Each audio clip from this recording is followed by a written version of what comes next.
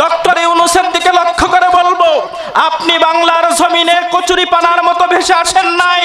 বৈষম্য বিরোধী ছাত্র আন্দোলনের রক্তের উপর দিয়ে আপনাকে বাংলার জমিনে আনা হয়েছে।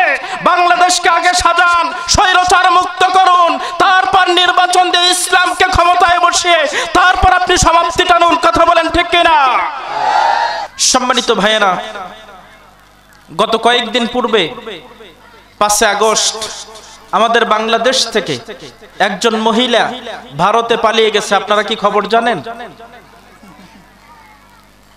এমন ছেঁচড়ার ছেঁচড়া, মাঝে মাঝে মোবাইলে কথা বলে, বিভিন্ন জনের সঙ্গে কথা বলতে বলে আমি সুযোগ পাইলে ঠুস করে ঢুকে যাব।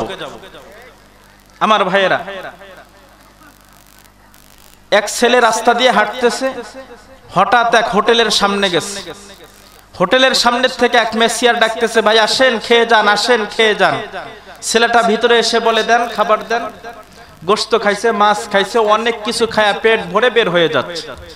ম্যানেজার বলে, বেটা বিল দাও না। কয় কিসের বিল? উনি তো ডাকলো খাওয়ার জন্য, আমি আসছি খাইছি। কয় শোনো, যদি টাকা না দাও তাহলে কিন্তু অপমান করব। বলে কি অপমান করবেন? চুল নাড়িয়া করে দেব। বলে দেন। ব্লেড নিয়ে এসে মাথার চুল নাড়িয়া করে দিস। ও শুধু হাসে। বেটা হাসস কে? কয় মাথা চুল বড় হইছে, নাড়িয়া করব, 5 টাকাই আমার কাছে নাই। আপনি যে কাজটা কইরা দিলেন, আমার কি যে উপকারটা হইল। তারা যে অপমান করছে সে কি বুঝছে? কয় না, একে তো ছোটখাটো অপমান করলে হবে না, বড় অপমান করতে হবে। কি? বড় ওকে কান ধরে উঠা বসা করাও। 100 বার কান ধরে উঠা বসা করছে। ছেলে হাসে। কয় বেটা হাসস কে? অপমান হস নাই? কয় কেন? প্রতিদিন সকালে আমি 100 বার উঠা বসা করে ব্যায়াম করি, আজকে সকালে মনে ছিল না, আপনারা মনে করে দিলেন। কয় একে তো আরো বড় অপমান করতে হবে, জুতার মালা গলায় দাও। জুতার মালা সুন্দর করে সাজায়া গলায় দিছে। সে শুধু হাসে। কয় বেটা এখনো কি অপমান বোধ মনে হয় না? কয় আরে ভাই, 1 জোড়া জুতা কেনার টাকা নাই, আপনারা তো কয়েক জোড়া দিচ্ছেন, আমার বছর চলে যাবে। কয় এইবার তাহলে একে আরো কঠিন অপমান করতে হবে। ঢোল তবলা নিয়ে আসছে, মানুষ একত্রিত হয়েছে, বাজারের গলি দেয় ওকে ঘুরায় আর পিছনে ঢোল বাজায়। এরপরে বলে, বেটা এইবার কি তোর অপমান মনে হয়? কয় না, এতগুলা মানুষ আমাকে দেখার জন্য আসছে, আমার মতো আনন্দিত আর কেউ হতে পারে?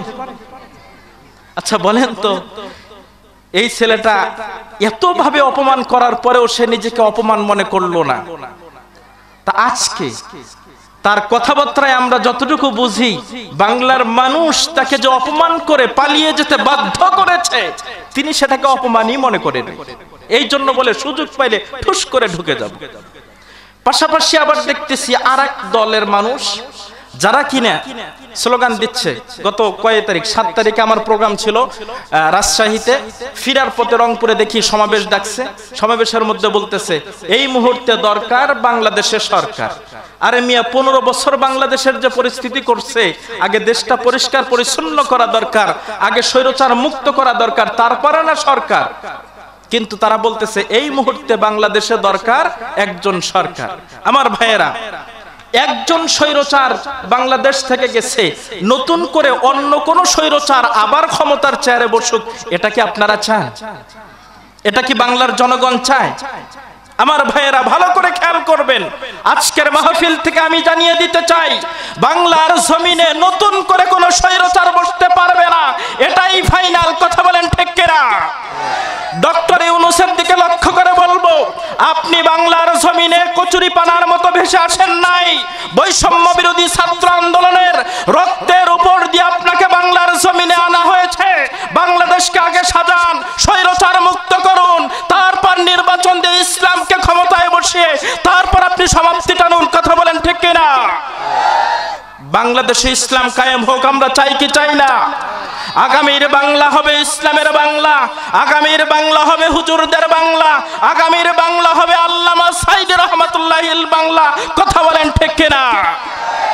আমার ভাইয়েরা, আমার বন্ধুগণ, আল্লামা সাইদি উনি তো আমাদের হৃদয়ে আছে, আছে না নাই?